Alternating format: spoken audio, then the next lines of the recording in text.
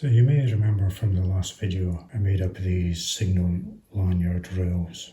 So we'll install these now.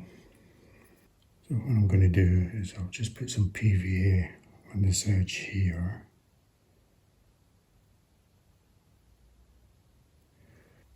And some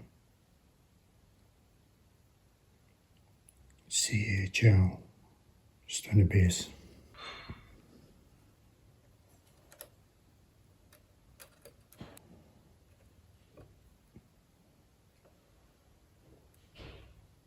Okay, so we'll leave that to go off and I'll go and do the other three. Okay, so with the rails now glued in place, we'll start attaching the lanyards. We'll do a pair at a time. Just need to separate them because they kind of stick together.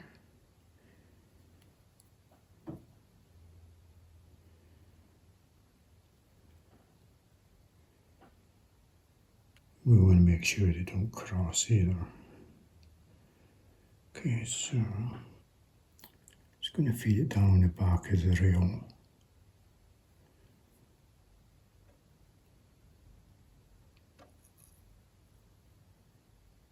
I'm just going to loop it around the peg. I'm just going to attach this little peg here. Just to keep the tension on it. Then we'll do the same for the other one.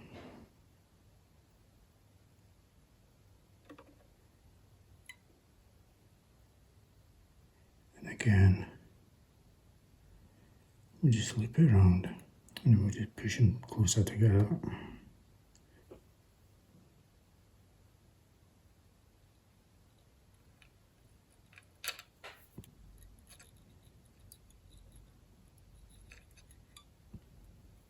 Okay, so that's them both looped around. Just need to move this one up.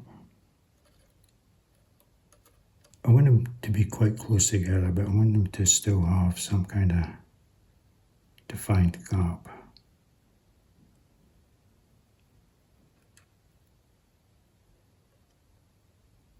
Okay, that's looking quite good there.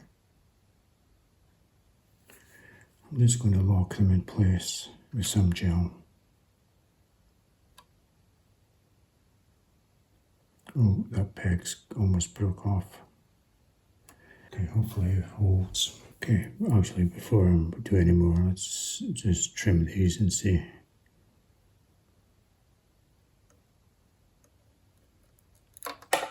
So with them trimmed, I mean we've got a wee bit sticking up. I do have thoughts for treatment here to have like a coil. I'm not sure how it's going to work using the easy thread, but we'll have a try anyway. Okay, so that's the first one done. The gaps between them is a bit inconsistent. But I guess it's not too bad. There's very little tension on these. Because I don't want to either pull this up or bend the yard up top. So I'll go and finish off all the rest of them. Okay, so that's the front ones done. I'm quite happy with the proof of concept, the methodology. What I'm not happy about is them coming down at an angle. And that was because I made the spacing the same as the yard. In hindsight, I should have had the center one come down vertical, but even then I don't think I've got the space. No, I don't have the space, because I could have had the first one vertical, moved the two outer ones in so they come down like a V, but the middle one is almost at the end anyway, so that's not going to work. I'm just going to live with it anyway, but ideally they should have come down vertical, or at least down into a V. We'll have to work within the confines of the yard and the flying bridge, so we'll keep going. So you may remember from the last video, I made up the turnbuckle, thimble, shackle assemblies. So these are for the mainstays. So let's see how we get on with attaching these. Okay, so we take the relevant stay again. I'm just going to attach a peg here to put some tension on it. Actually, I'll hook it around that gun if I can. Actually, I'll move the peg closer.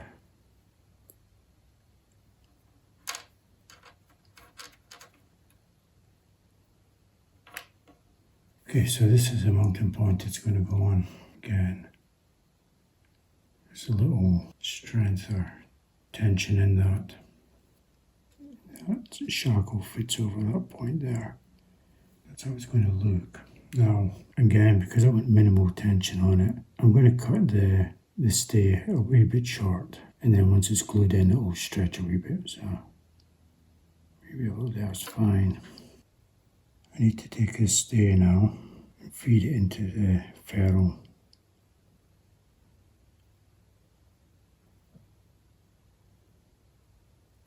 And we'll just lock that with some CHL.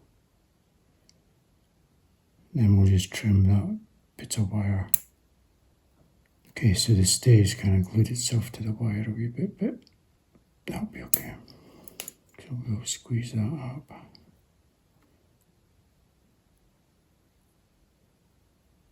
Okay, so that's now glued.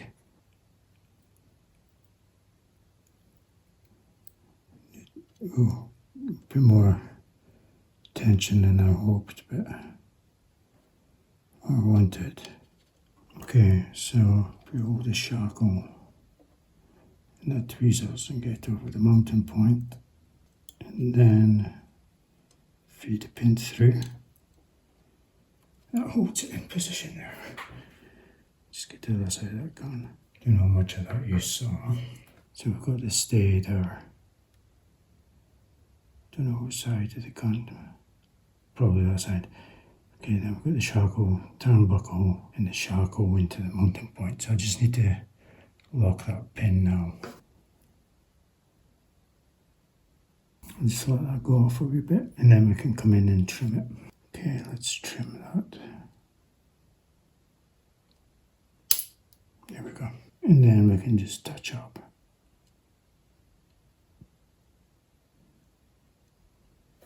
So that's the first one. Again, I thought it felt like there was a lot of tension on it. There's not really. The only thing to note is I need to be better at trimming the wire we did around the cymbal from the last part. I've left it long and unglued so we can get the easy line into the gap. But just need to see a better way of trimming it. But I'll continue on, go around the rest of them, and hopefully it'll improve as we go, but it's not too bad, quite happy with that. So that's all the rigging done using the heavier 110 denier for the stays, etc.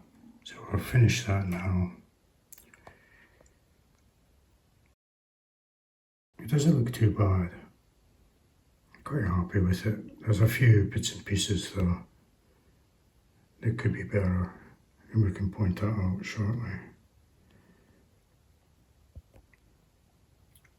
So one issue we have, it's not really an issue, but on this horizontal mounting point, because it's on a horizontal, I couldn't work the turnbuckle into it, so I simplified the fixture.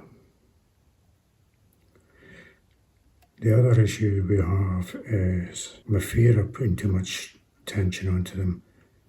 Some of them are barely tensioned enough, so I've kind of went the opposite way of being too tensioned. Let's probably stick with this one. Not sure how good this is showing up. The other issue is if you're not 100% spot on with applying the CHL, it does actually affect it where it touches. So if you don't get right in, and you touch the side of it, it does put a kink into the rigging. And there's quite a few like that. So again, moving up. Not sure how much you can see of this. Again, it's not too bad. You can see a particularly bad kink in the line there where the glue